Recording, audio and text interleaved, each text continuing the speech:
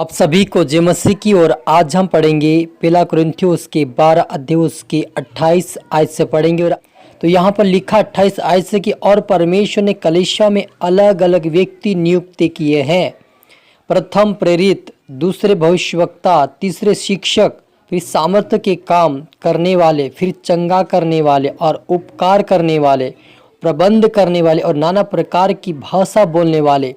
क्या यह सब प्रेरित है? क्या सब भविष्यवक्ता है? क्या सब उपदेशक है? क्या यह सब सामर्थ्य काम करने वाले हैं? क्या यह सब चंगा करने का वरदान मिला है? क्या ये सब नाना प्रकार की भाषा बोलते हैं? क्या सब अनुवाद करते हैं? तुम बड़े से बड़े वरदान की धुन में रहो, परंतु मैं तुम्हें और भी सब उत्तम मार्ग बताता हूँ। हालेलुया। आइए मिलकर प्रार्थना करें। धन्यवाद प्रभु यीशु मेरे पिता परमेश्वर मेरे प्रभु जी, आज के वचन आज के कलाम से मेरे पिता हर एक से बात कर प्रभु जी।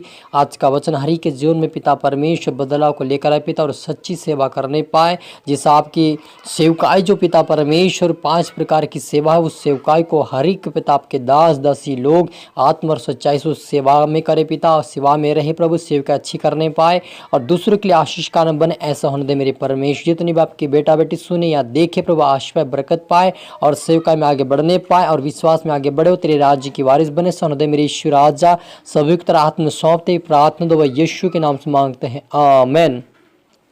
तो मेरे अजीज, जो हमने यहाँ पर पढ़ा पहला कुरिन्थियों उसके 12 अध्याय उसके 28 आयत से पढ़ा सेवा के बारे में जाने की। और परमेश्वर ने कलीसिया में अलग अलग व्यक्ति नियुक्त किए हैं।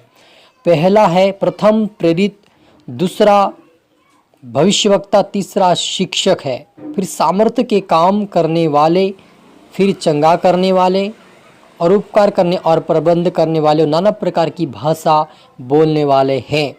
और यहाँ पर कुरिन्थियों के अंदर यहाँ पर हम देखते हैं तो कुरिन्थियों के अंदर जो है पौलुस प्रेरित कहते हैं, पौलुस प्रेरित आगे कहते हैं क्या सब प्रेरित हैं? क्या सब भविष्यवक्ता हैं? क्या सब उपदेशक हैं? क्या सब सामर्थ्य के काम करने वाले हैं? क्या सब चंगा करने का वरदान मिला है? क्या सब नाना प्रकार की भाषा बोलते हैं? क्या सब अनुवाद करते हैं?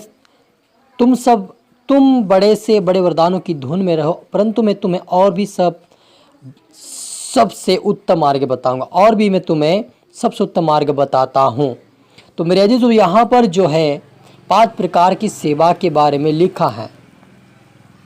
तो जो प्रेरित है वो प्रेरित पौलुस भी था, और प्रेरित जो है हरि को प्रेरित करता है सेवकाई के लिए, लोगों को प्रेरित करता है कि कैसे चलना है, कैसा करना है, प्रभु की कार्य कैसी भक्ति करना है, कैसे सेवकाई करना, प्रेरित करता है लोगों को। भविष्यवक्ता है जो लोगों के भविष्य को जानता है, उनके लिए भविष्यवाणी करता है कि तुम्हारे जीवन में ये होने वाला है, या तुम्हारे जीवन में ऐसी घटना हुई थी, इसी कारण से तुम्हारे जीवन में कोई बीमारी कोई समस्या है, वो भविष्यवक्ता कहलाता है। और तीसरा जो है शिक्षक है।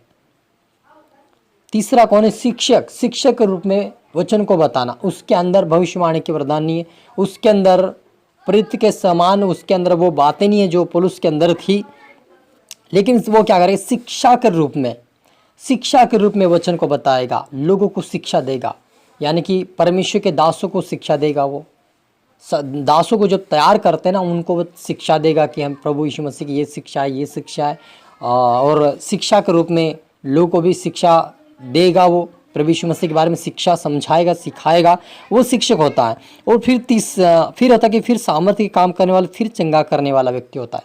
सामर्थ्य का काम, चंगा करने वाला काम, हालेलुया, वो व्यक्ति करता है। फिर चंगा करने वाले और उपकार करने वाले, प्रबंध करने वाले और नाना प्रकार की भाषा बोलने वाले भी, सभी को परमेश्वर ने नियुक्त अलग अलग किया है। मेरे जीसो, ये काम जो है प्रभु ने अलग अलग वरदान दिया है। लेकिन हम यहाँ पर देखते हैं चंगा करने वाले है ना, सामर्थ्य और चंगा करने वाला, उपकार करने वाला, प्रबंध करने वाला, नाना प्रकार की भाषा बोलने वाला।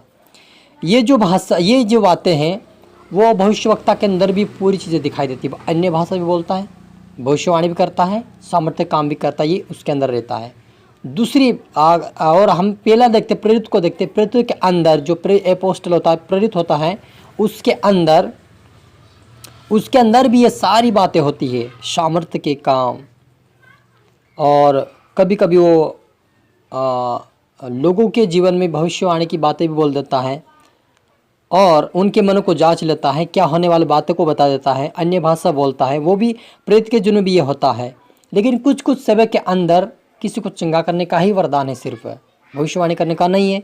किसी को शिक्षा देने का है और सिर्फ शिक्षा देगा वो।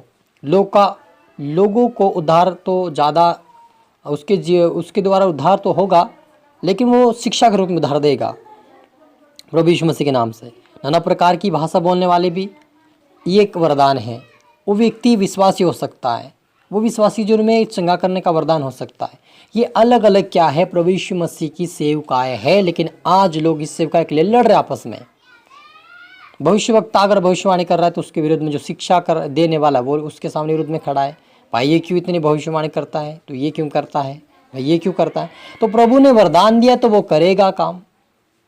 किसी को हम दबाव नहीं दे सकते, किसी को बुरा भला हम नहीं कह सकते।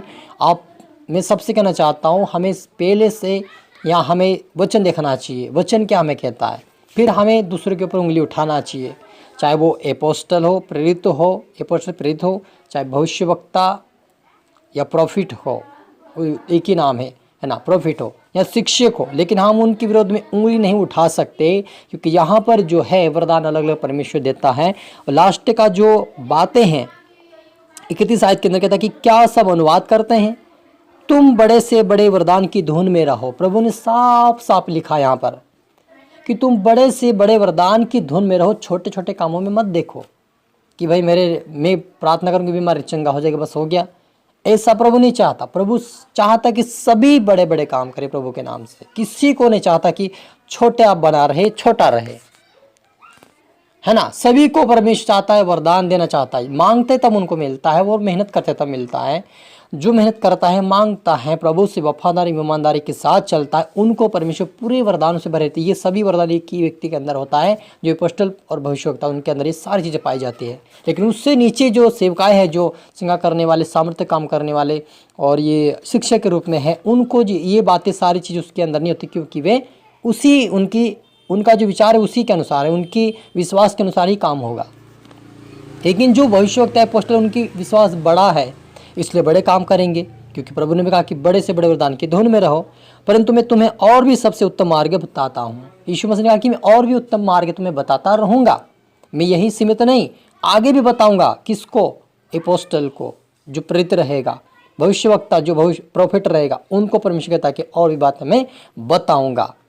उनसे नीचे जो है शिक्षक है, सामर्थ्य काम करने वाले, चंगा करने, उनको भी ये देगा। लेकिन जब वो वफादार, ईमानदार, विश्वास के साथ आगे बढ़ेंगे, तब उनके जो ये कार्य भी प्रकट हो जाएंगे। लेकिन आज वो चीज़ें दिखाई नहीं देती है। बहुत सारे परमेश्वर के दास के लोग ये बड़ी बड़ी भविष्यवाणी नहीं है, बड़े बड़े काम नहीं है, इसलिए वो छोटे दास जो है वो बड़े के विरोध में खड़े होते कि ये भाई ऐसा क्यों होता है, ये झूठा भविष्यवक्ता है, ये झूठी बातें है। तो वो क्या कर रहे हैं? परमेश्वर के विरोध में ही खड़े हैं। इसलिए आप और मुझे इस प्रकार के वाद विवाद में नहीं रहना है। ये 5 प्रकार की सेवा है, प्रभु ने अलग अलग वरदान दिए ताकि सभी को परमेश्वर अपनी सेवा में इस्तेमाल कर सके। और आया हम मिलकर प्रार्थना करें। धन्यवाद पिता परमेश्वर, आज के वचन के कलाम से मेरे पिता हर एक से बात है कि आपका धन्यवाद प्रभु जी। आज का वचन जो भी सुने देखे, उनकी आत्मा आंखें खोले पिता, आपकी सेवा को समझने पाए, तेरे मार्ग पर चलकर तेरे राज्य की वारिस होने पिता। ये वचन सुनकर हर व्यक्ति का जीवन बदले, जीवन बदले, उनका हृदय बदले, उनका परिवार बदले, तेरे राज्य की वारिस बना। सुनदेश्वर आज सभी प्रार्थना दुआ यीशु तेरे मीठे नाम से मांगते हैं, आमीन।